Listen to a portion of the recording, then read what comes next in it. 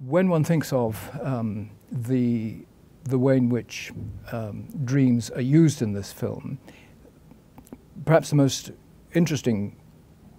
point to pick up on is how there's a very fluid movement from what appears to be reality to suddenly the opaque poetry of a dream sequence. When Tristana is up in the bell tower and is playing around with the two boys, with Saturno and his friend, they're both deaf mutes, and there's a very interesting connection between Tristana and these two boys. They are, in a sense, both mutilated. Tristana will have her leg amputated. Saturno and his friend are disabled by being unable to speak or to hear, so that there's a connection between these characters, and that makes them, to some extent, rebels, transgressors against all kinds of values and traditions. But in that scene, in the bell tower, as the camera zooms in on Tristana's face, and at this point she's still a very young and innocent girl,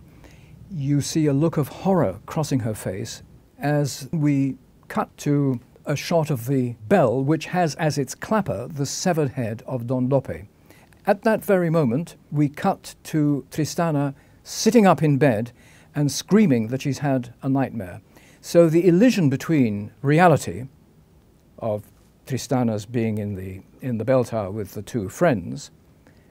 and the dream, presumably what she sees, the severed head of her guardian Don Lope, has been a dream, is done seamlessly so that you don't know what is dream and what is reality, where the dream began, where reality ended. There are other moments in the film that repeat this pattern of unnerving the spectator so that we don't know where the overlaps of dream and reality are to be identified. And as far as that's concerned, it's the abiding interest of Buñuel in the world of the unconscious. Dreams for Freud were the royal road to the unconscious, and ever since Buñuel's embrace of surrealism back in the 1920s, when he read Freud, especially the interpretation of dreams and other texts of Freud's, dreams remain a constant way of not only experimenting with narrative film form for the remainder of throughout his career, but also as a means of exploring the impulses, the desires of his characters, and presumably the projection of his own interests and his own desires onto the characters that he created.